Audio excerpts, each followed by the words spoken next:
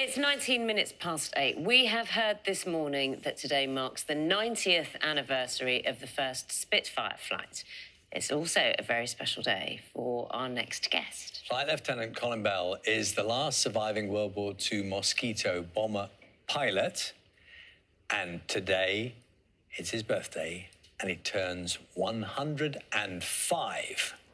Collin is releasing a memoir recounting his time in the RAF and also how he wooed his wife of 73 years. Good morning, Collin. Good morning, Margot. So good to be with you. Happy and birthday. Charlie. Yeah. Happy birthday. Thank you. Thank you for celebrating your birthday with us. We were talking about the Spitfire, the 90th anniversary. Yeah. You then said... Huh? You then said, why are you celebrating the Spitfire instead of the Mosquito? Well, I really don't know, because the Mosquito was, in my judgment, a better aircraft than the Spitfire. The Mosquito had two Spitfire engines, as our American cousins would say, no contest. You flew Mosquitoes. Tell me what it was like. Well, I flew 50 missions over Germany and 13 over Berlin. And Berlin was a pretty hairy place to fly over. I mean, it was a very heavily defended target, and they were dedicated to shooting me down. But as you see, they weren't successful.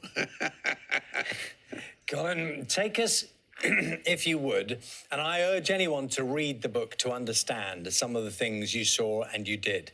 But can you take us to the position you're in as a pilot? And I think the phrase, you will correct me if I've got this wrong, is when you're in the skies, you're above Germany, and you are coned. That is, you are spotted. And suddenly there's bright lights on you as you're flying the plane. Can you explain that what that felt like? You see, the Germans had what was known as radar-controlled searchlights, so they didn't have to search for you. As soon as they spotted you on radar and turned the searchlight on, you were in the beam. And as soon as the beam came in, all the other non-radar searchlights would converge on you, and your cockpit would be flooded with light.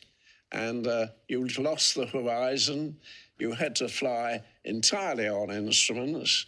And it was rather a frightening experience the first time, but you develop, you get to know how to cope.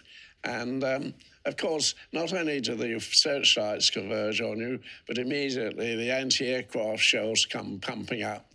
So, as somebody said, if you weren't frightened, you ought to have been. There's a quote from you in the book, and it said, in relation to the flak, so you're flying and you've been spotted, and then this is happening. You said, nothing can prepare you for the sheer hell of flying into a flak barrage. I mean, even now, can you remember those times very clearly? Very clearly. May I say that the most dangerous thing that occurs on your first flight. I mean, once you get a little experience, you don't get frightened, but on your first flight, you tend to be fearful.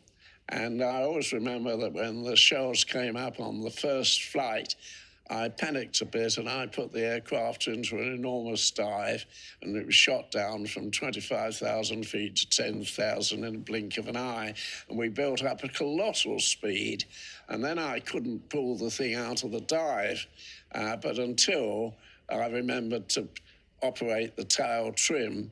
And then finally I pulled it out, but we must have exceeded all safety levels for the Mosquito, and as I pulled out, I heard a loud cracking noise above my head from the perspex. It was a very dangerous. I could have brought my flying career to an end, but you see, you learn how.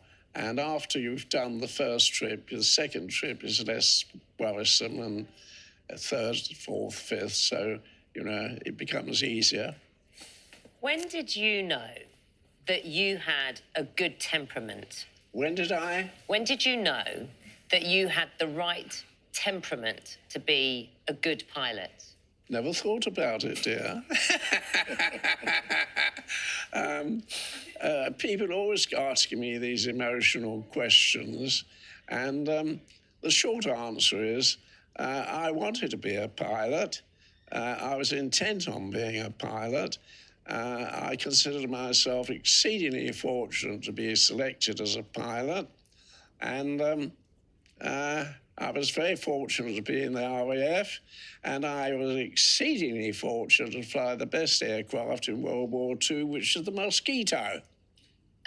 Your late wife, Catherine, Yeah. was she impressed by you being a pilot? Well, I think probably she was. The uniform and one thing and another, I think it must have given her some encouragement to marry me. But then I was very lucky. I married the best woman in the world. Is it right, Colin, that when you first met, you promised her tickets to go and see Gone with the Wind? And you didn't have the tickets? Well, that's rather a long story, but I'll keep it as short as I can. This drop-dead gorgeous 17-year-old joined my office when I was 19, and I wanted to get data, and she didn't want to date me at all. She didn't like me. And she used to complain to her parents about that awful boy. That was me. And Mr. Sam Goldwyn came to my aid. He sent over this marvellous film, Gone with the Wind. We used to have soppy films before that, you know, gay divorce, when gay meant something different. And so I said to my lovely Kath, would you like to come and see Gone with the Wind with me in my father's Jaguar? I'll drive you up to Leicester Square. I said, I've got my father's car, which was true. And then I said, I've got 2 tickets for Gone with the Wind, which wasn't true. So she didn't want to come with me, but she'd want to see Gone with the Wind. So off we went on the Friday night. But before doing that, I'd phoned up the box office at Leicester Square and said, can I have 2 tickets for Gone with the Wind on Friday night? And the lady at the other end said, you must be joking. We've got a 6-month waiting list. So I said to her, well, if I don't get 2 tickets Gone with the Wind on Friday night, I might just go out and cut my throat. And she said, oh, we don't want you to do that. She said, look, she said, we hold back 6 tickets for foreign visitors. Come up here early on Friday night before 6 o'clock, and there's a possibility that I might have 2 tickets for you. So when I got up there, I had the 2 tickets. We went and saw Gone with the Wind. I took her out to dinner afterwards, and I got her back at 2:30 in the morning, and some fool said to me, what were you doing till 2:30? And I said, oh, just use your imagination. Colin, it's so lovely hearing your stories. Can I ask you one thought about the military action we're seeing right now? You'll know that there are RAF pilots involved in war activities, shooting down missiles as we speak. When you watch those images with your experience, what do you think? Well, I think they will probably tackle it in the same way as I tackle it. It's just a job to be done. We saw defeat in World War II. We saw the necessity of defeating the Germans, and we just got on with the job. And I don't doubt our chaps now are approaching their duties with the same attitude. How are you celebrating your How are you celebrating your birthday today? Well, I'm reading cards from the King, the Chief of Defence Staff, and the Chief of Air Staff. So that's a good beginning, isn't it? We have a better beginning. Huh? We have a better beginning. You have? Wait here. Can we bring in Emma, our lovely colleague? This is for you, Colin. We'd like to celebrate your birthday. Well, how fantastic. Happy birthday, 105 today. Well, isn't that fantastic? Is that for me? Yes, That is for you. Yes, I have This is your plates. 105th birthday cake. Yeah. Hold on, I have a knife. And we've got a knife here. Would you like a slice of your own cake? Would I like to? Would you like to do it? Of course I Yes, will. Come on, Margaret. There we go. Yeah. There you go. Happy birthday. Oh, well, it's too good to cut, isn't it? We've got pictures, don't worry. And then how about that? Perfect. Go for it.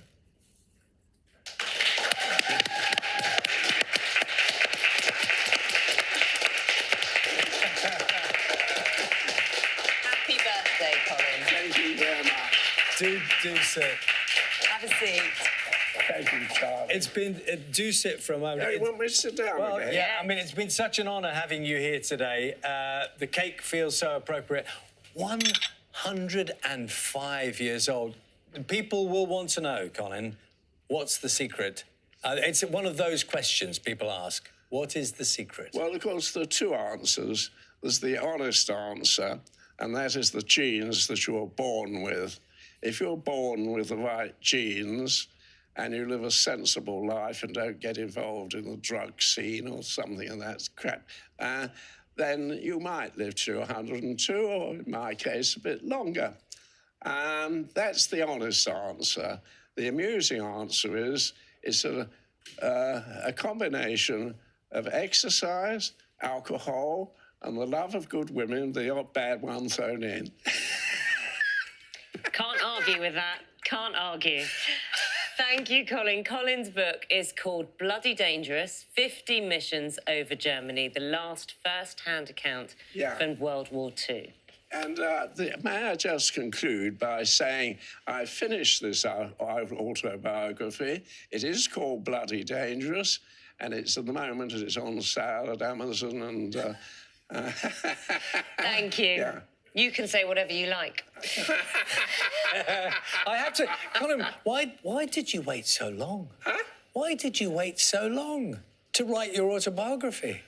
Well, first of all, my family were not particularly interested in my silly stories, and then I thought that perhaps this was an appropriate time to put down in print my experiences for the benefit of those coming along. Well, the book is a brilliant read.